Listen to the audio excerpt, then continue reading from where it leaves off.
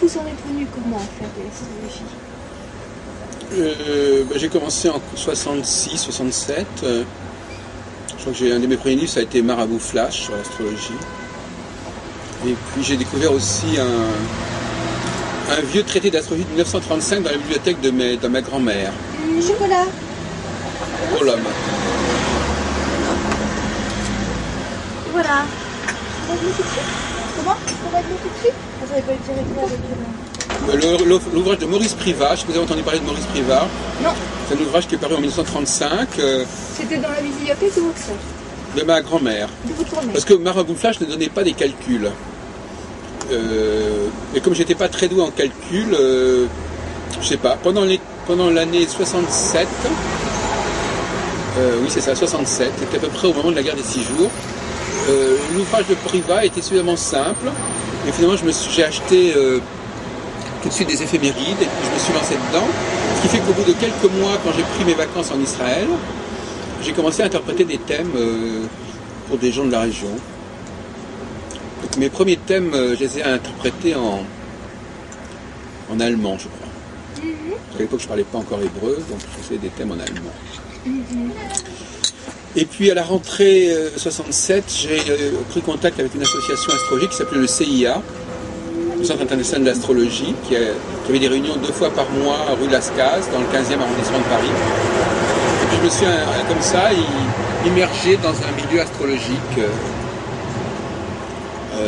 avec des gens comme André Barbeau, comme Jacques Berton, qui étaient très très présents, qui faisaient beaucoup de conférences là-bas. Et donc tous les 15 jours, le mercredi soir, vers 20h, j'allais là-bas. Et puis j'écoutais des conférenciers, il y avait Gouchon, il y avait Carteret, il y avait Barbeau, il y avait Nicolas. Toute la crème de l'astrologie française se réunissait périodiquement. Ensuite, alors finalement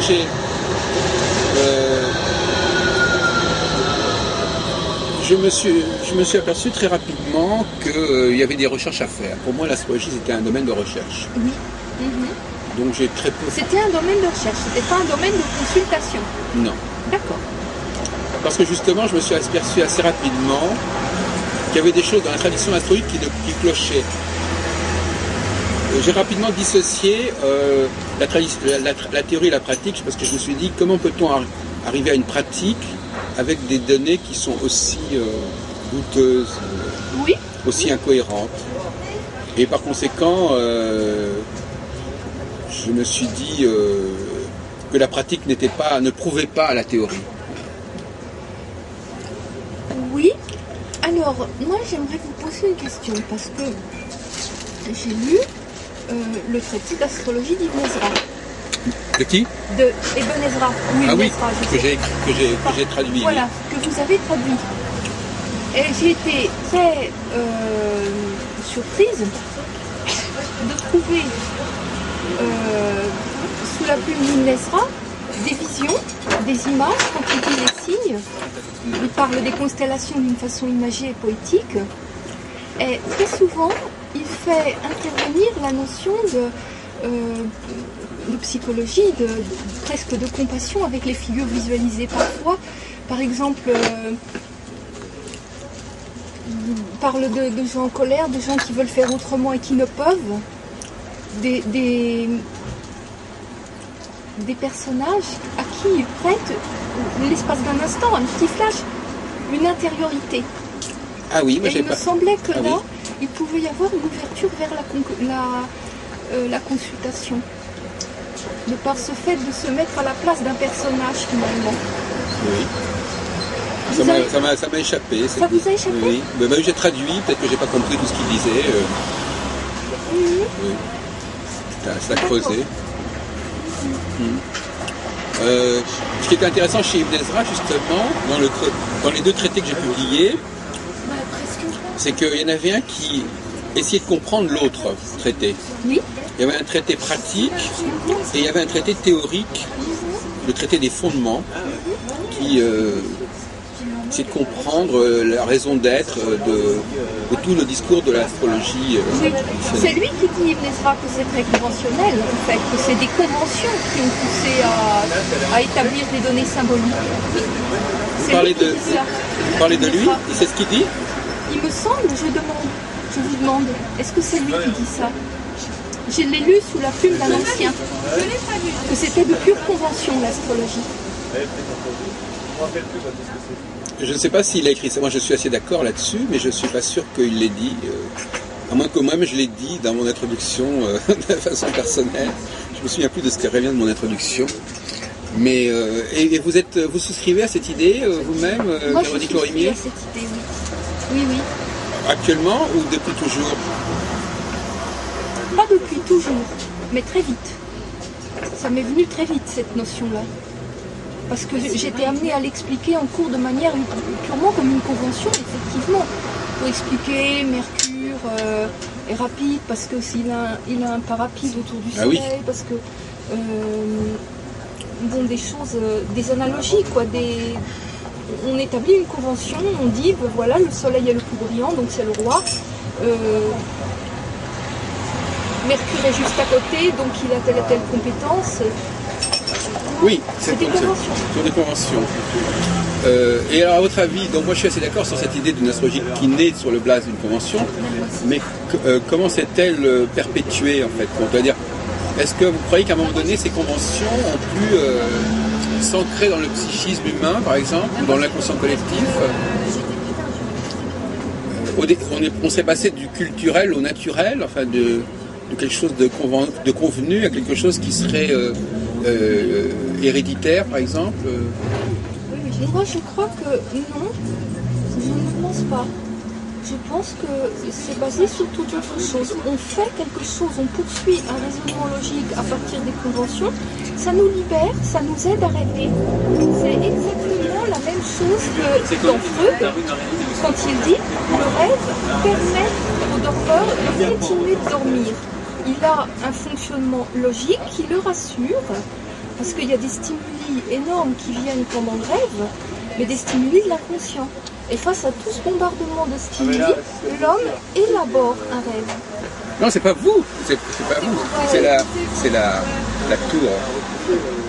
L'homme élabore un rêve, et ça lui permet de continuer à rêver. Et pour moi, l'astrologie, c'est ça. C'est une forme de logique qui libère l'esprit, qui permet à l'esprit de fonctionner comme il a fonctionné normalement, mais en douce, par derrière, il y a un autre fonctionnement qui est, lui, intuitif, qui vient sans qu'on se rende compte. Oui. Ah ben voilà. Donc vous essayez de comprendre. Les deux cohabitent. C'est comme ça que ça s'est passé quand vous avez pratiqué, c'est comme ça que ça s'est passé. À un moment donné, vous avez l'impression qu'il y a une autre énergie qui est arrivée, qui vous permettait de travailler. Oui, oui. Et c'est pourquoi je vous citais le passage d'Ibn Ezra, où plusieurs fois, il va dans l'empathie avec les personnages visualisés, et là, c'est plus du tout des conventions. C'est plus du tout de la convention, c'est du ressentir personnel. Il y a une passion, il y a un afflux d'énergie à ce moment-là, quand il décrit les visions. Il y a effectivement là, à ce moment, on voit un afflux d'énergie. On voit quelque chose de très prenant. Ça, moi, j'en avais la gorge serrée quand je disais ça. C'est dommage que vous n'ayez pas apporté l'ouvrage. Oui, c'est dommage on aurait que pu j'ai pas apporté. lire un passage et comprendre mieux ce que vous vouliez dire. Parce que moi, ça m'échappe un petit peu.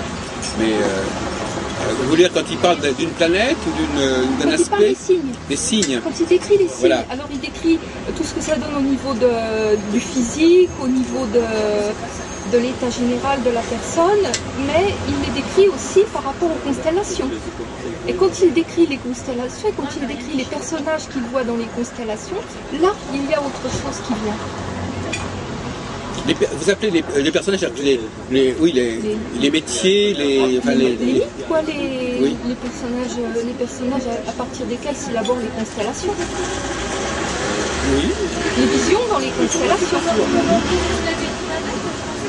Écoutez, il faudrait comprendre un peu mieux. C'est dommage que vous n'ayez pas d'exemple, mais ça ouvre des perspectives, effectivement.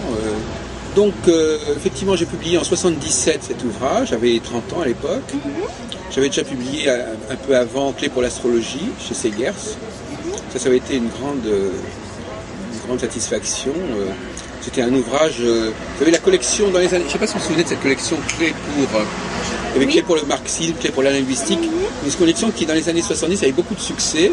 Mais on regarde à l'intérieur, mais on c'est pas à la fin, quand on fait de la consultation privée, enfin moi personnellement quand j'en faisais, à la fin je ne regardais même plus le thème, je n'en tenais plus aucun compte. Mais au départ, mon regard allait sur lui et ça me permettait un autre fonctionnement en lui. Alors ça, c'est intéressant. Donc cet endormissement, comment il se met en œuvre, cet endormissement? Il veut dire qu'il sécurise? Il me sécurise. Vous, voilà. vous ou votre client? Ah, ça peut être les deux. Effectivement, j'ai pensé, moi, personnellement, que c'était les deux. Oui. C'était sécurisé par le thème astral. Oui, c'est les deux qui sont sécurisés par le thème astral. Surtout que la valeur symbolique du thème astral est énorme. Je ne parle pas du symbole qui est dans le thème, mais la présence même, l'existence même, l'idée même que le thème astral peut exister, c'est quelque chose qui est très fort. Parce que ça, déjà, les personnes ont l'impression que leur moi a une sorte de réalité visuelle, puisqu'ils peuvent le voir. Et donc, quand ils vont voir l'astrologue, c'est comme s'ils acquéraient quelque chose qui leur manquait et qui faisait partie d'eux-mêmes en même temps, et qu'ils se réappropriaient en quelque sorte. Donc ils ont un sentiment d'enrichissement du fait simplement que le thème existe. C'est comme si vous achetiez on vous faisait cadeau d'un terrain, et ça, ce terrain vous appartient, vous en faites ce que vous voulez. Et effectivement, de ce côté-là, c'est... Un enrichissement et une légitimité. Ils se disent, ma vie intérieure est légitime si elle est confortée par le thème astral. Dans leur vision à eux, leur vie intérieure devient légitime. Leurs aspirations, leur caractère, leur atmosphère devient quelque chose de... Moi, j'irais plus loin encore, je dirais que le thème astral prouve que leur moi existe. Voilà. Quel qu'il soit, il existe. Il préexiste, je dirais même. Puisqu'il est là, il est là en début de toute la vie, donc il préexiste. L'individu n'est pas uniquement le résultat de ce qui lui arrive ou de son environnement, puisqu'il a déjà quelque chose de départ. Même si cet environnement va retravailler ce quelque chose préexiste. Et ça, c'est satisfaisant quelque part pour la conscience. Et en ce sens-là, effectivement, ça endort, ça calme l'angoisse métaphysique de qui suis-je, est-ce que je suis voilà, donc effectivement, c'est la fonction. Moi, je dis toujours, cette fonction, il importe peu de savoir ce qu'il y a dans le thème, qui est savoir, c'est qu'il y a thème. Voilà, oui, absolument. Il y a thème, donc il y a quelque chose en moi qui est là, que je vais incarner, que je vais éventuellement faire évoluer, mais qui n'est pas donné simplement, qui n'est pas simplement... je ne suis pas seulement le produit de quelque chose qui m'arrive au cours de ma vie. Ça donne une résistance comme ça. J'ai un lieu de résistance, une sorte de noyau dur par rapport auquel je peux repartir vers le monde. C'est une façon d'être au monde en fait. Oui. Ça... Comment dire? Oui. Et alors effectivement, donc on retourne dans cette fameuse contradiction tout à l'heure, savoir que d'un côté, les gens ont leur thème astral, mais d'autre côté, il y a tout un public qui ne connaît que son signe. Et lui, par contre, il n'a pas cette espèce de fantasme que le signe va épuiser son individualité. Il a au contraire le fantasme qu'il est membre d'une certaine famille, une certaine mentalité qui est propre au signe. Et donc, il n'est pas tout seul dans son genre. Donc le thème astral donne plutôt l'impression qu'on est tout seul à être comme on est. Et au contraire, le discours de l'astrologie zodiacale et populaire, c'est qu'on n'est pas tout seul à être comme on est. Et c'est le choc, l'entrechoc entre ces deux philosophies qui sont toutes les deux véhiculées par l'astrologie, qui à mon avis fait problème. Et il y en a une des deux qui est dévoyée, si vous voulez, philosophiquement. Celle du thème astral, d'après vous. D'accord. Voilà, c'est celle-là qui est un dévoiement au sens littéral du terme, c'est-à-dire de sortir de la voie propre à l'astrologie. Ben oui, alors moi je... Même si effectivement la théorie du thème astral a aussi ses lettres de noblesse et a aussi son impact. Bien sûr. moi j'en reviens à mon histoire de Freud et la psychanalyse et l'élaboration du rêve. Chez Freud, le rêve n'est pas du tout quelque chose de si singulier que ça. C'est une réinterprétation de certains mots qui ont pu être dits, de certaines phrases qui ont pu être entendues, et d'un regard de l'autre sur soi. Et alors, c'est le moi, mais le moi dans ce qu'il n'a pas tellement de singulier, dans ce qu'il a du collectif, par le langage, par le verbe. D'ailleurs, chez Jung, ça a pris d'autres proportions, encore plus, beaucoup plus collectives, puisqu'il emploie même le mot collectif lui-même. Il emploie le terme d'inconscient collectif. D'ailleurs, je ne sais pas comment on dit en allemand, exactement comment il le dit, mais enfin, en tout cas, c'est traduit comme ça. Oui, oui. Gemein, je crois, comme ça.